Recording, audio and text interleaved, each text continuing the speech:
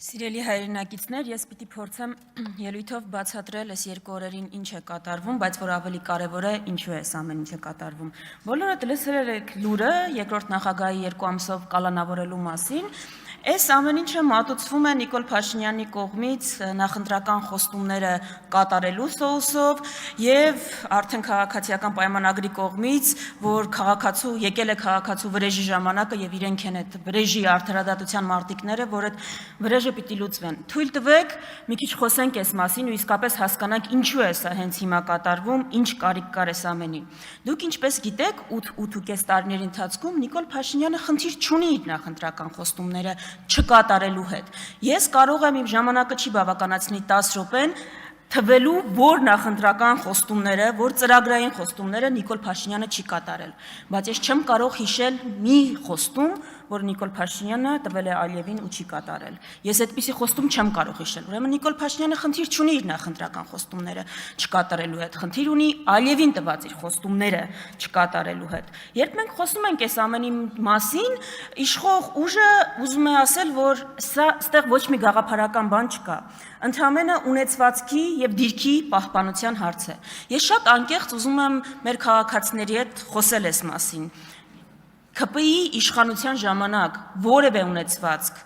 պահելու լավագույն ձևը ՔՊԻ-ի հետ պայմանավորվելը եւ քաղաքականությամբ չզբաղվելն է, քաղաքականությամբ հեռու մնալը կամ իրենց հաջող քաղաքական գիծ վարելն է։ Նայեք իրենց կողքին գտնվող օրինակներին, ում հետ գուցե 2 տարի առաջ անհաշտ են եղել, դատել են, ուզում եք քրեական գործը փակվի, համագործակցի ՔՊԻ-ի հետ, ուզում եք որևէ ոտնձգություն չլինի ձեր ունեցվածքի նկատմամբ, համագործակցի ՔՊԻ-ի հետ, ասենք Խաչատուր Սուքեսյանի Սիլ Պլազան գնելու գնի հետ կապված ՔՊԻ-ի մոտ երբեք հարցեր չեն առաջանա։ Ինչու՞։ Խաչատուր Սուքեսյանը իրենց թիմակիցն է։ Այստեղ նստած մարդկանց ու ընտանիքի անդամները անցնում են քրեական գործերով ու դատական վճիռներ կա։ Կյանքում չեն գա ասի հանցագործ թալանչի։ Ինչի՞, իրանց հետ են։ Քաղաքական ընդդիմախոս ես, առանց դատավճռի դատախազությունը պահանջա ներկայացրել, արդեն պիտակավորումները գնում են, ՀՄԿ ռեպորտաժները պատրաստվում է։ Ուրեմն, խնդիրը ընդամենը դուք ոչ թե չեք ներում ինչ-որ հանցանք կամ բան, ՔՊ-ն իր ընդդիմադիրներին, ՔՊ-ն մեզ չի ներում իր հետ չպայմանավորվելը 8.5 տարի եւ իր դեմ պայքարելը։ Դա է խնդիրը։ Երկրորդ նախագահը խնդիր չեր ունենա, եթե իր ընտանիքի անդամները, եթե ՔՊ-ի հետ պայմանավորված լիներ, այսա ընդամենը կատարվում։ Հիմա այս ամեն ինչի մասին երբ որ խոսում ենք, մի հատ էլ ուրիշ բան կա, ասում է անցյալում էին քաղաքական հետապնդումները։ Հիմա քաղաքական հետապնդումներ չկա։ Վիլեն Գաբրիելյանը ասում է քաղաքական հետապնդումը մենակի են, երբ որ ԱԱԾ-ն գալիս է ասում է կամ քաղաքականությունից դուրս արի, կամ ընտանիքիդ կկորցնեմ, այսինքն կա ԵԽԽՎ ստանդարտ քաղաքական հետապնդման ու Վիլեն Գաբրիելյան ստանդարտ քաղաքական հետապնդման։ Այսինքն Վիլեն Գաբրիելյան ձեզ կացնահարել են։ Չէ, ակնհայտորեն չեն կացնահարել։ Ուրեմն եթե չեն կացնահարել, ձեր նկատմամբ որևէ քաղաքական իրավունք Հայաստանում չի բանարը խախտվել։ 100 տարի առաջ կացնահարում էին ընդդիմադիրներին։ Եթե հիմա չեն կացնահարում, ուրեմն խնդիր չկա։ Ուրեմն քաղաքական հետապնդում, քաղաքական այլախոհների նկատմամբ ապօրինություն չկա, եթե ձեր տրամաբանությունը է դա, այսինքն եթե ճիշտ, օրինակ 30 տարի առաջվա մեթոդները չեն, դուք կատարելագործել, փաթեթավորել եք, ավելի աննկատ եք դարձրել, քաղաքական հետապնդում չի։ Ես ձեզ ասել եմ, մենք ձեզ կրեդիտ չենք տալու, որ դուք այդ ռեպրեսիվ համակարգի մեթոդները ավելի կատարելագործել եք ու ավելի աննկատ եք դարձրել։ Բայց հիմա գանք այս ամենը ինչու է կատարվում, ինչի հենց հիմա, ինչի էր այս ամեն ինչը պետք։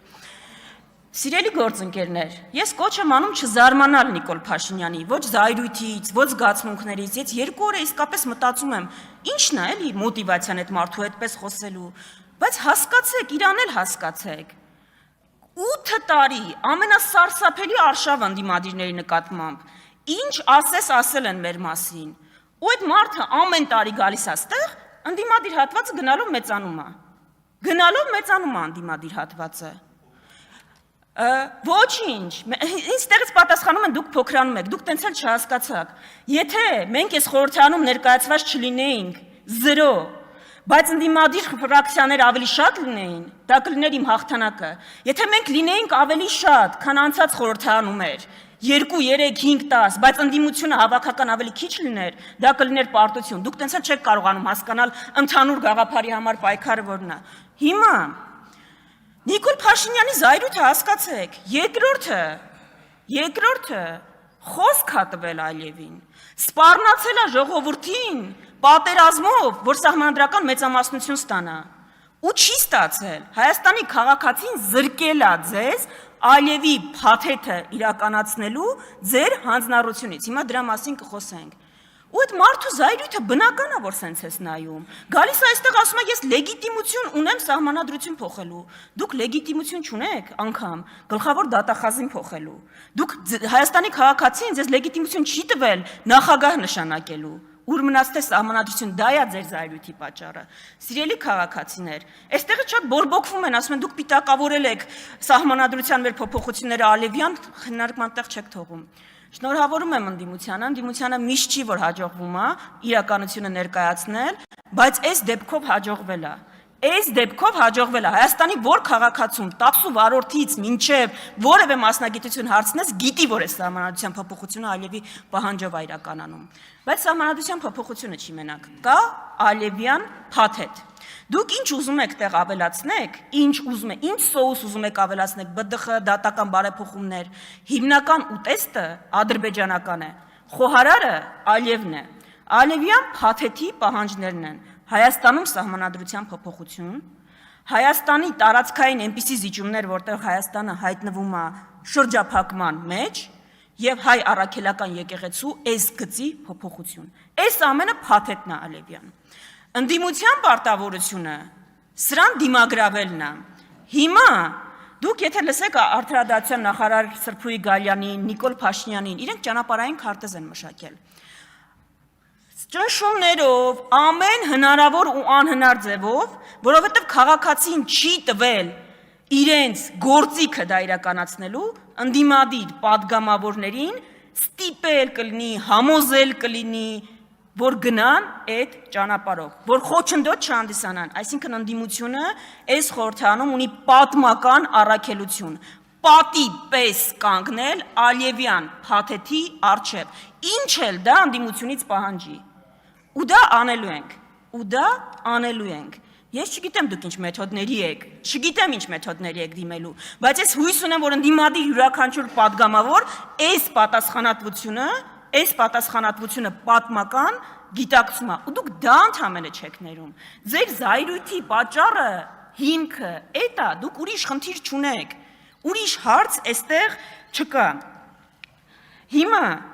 ես կարծում եմ, որ երկու բան էլ մենք խնդիր ունենք ավելի լավ կոմունիկացնելու մեր հանրության հետ։ Գալիս են նեղացած երեխայի պես այստեղ ասում են, բա լավ էր, որ եկեղեցին վեհափառում էր հրաժարականներ պահանջում։ Լավ էր, կարելի էր, դուք չեք հասկանում, որ միայն դուք ունեք սահմանադրական կաշկանդում չմիջամտելու եկեղեցու ներքին գործերին, որևէ սահմանադրությանը ծանոթ չեք, հիմա ես գիտեմ, որ այս տրիգերային միտք է, բայց գրագիտության հետ կապված միտք է, եկեղեցու որևէ պաշտոնյա, եկեղեցին ինքը որևէ սահմանափակում դիրքորոշում արտահայտելու չունի, դուք ինչ եք ուզում, 1700 տարվա կառույցը դիրքորոշում չարտահայտի, խոշոր ունեցվածք ունեցողները դիրքորոշում չարտահայտեն, քաղաքականությունը թողնենք ձեզ, չէ՞, մենակ դուք իրավունք ունեք զբաղվելու, Եվրոպա գնացող ՔՊ, իբր Եվրոպա, այդտեղ էլ եք կեղծում, գիտեք եվրոպական քանի երկրում, քանի հոգևորական կա, որ падգամավոր է, գիտեք որ ԱՄՆ-ում էլ կա, այսինքն այդ որտեղից եք հորինել, որ եկեղեցական հանգամանք ունեցողը քաղաքական հարցերին չի կարող զբաղվի, գիտեք քանի շարժում են աշխարհում փոփոխություն բերող առաջնորդել հոգևորականները, գիտեք, այսինքն դուք պիտի գաք բան անեք, արգելք դնեք ինչ-որ մեկի Հայաստանի Հանրապետության քաղաքացու, որ ինքը չի կարող քաղաքականությամբ զբաղվի, ուրեմն միայն իշխանությունը ունի սահմանադրական արգելք չմիջամտելու եկեղեցու ներքին գործերին, որևէ կրոնական կառույցի, Հայաստանի Հանրապետության յուրաքանչյուր քաղաքացի իրավունք ունի դիրքորոշում արտահայտել եւ զբաղվել քաղաքականությամբ։ Եվ վերջում այստեղից Ռուբեն Ռուբինյանն է շատ գալիս վրեժից խոսում, չգիտեմ ինքը ոնց երևի Նեմեսիսի մարտիկ է իրան բան արել, դիրքավորել, ասում է մենք վրեժ ենք լուծելու, ինքն էլ այդ առաջամարտիկներից մեկն է, ինչի համար եք վրեժ լուծելու, երկիր չհանձնելու, փորձեք։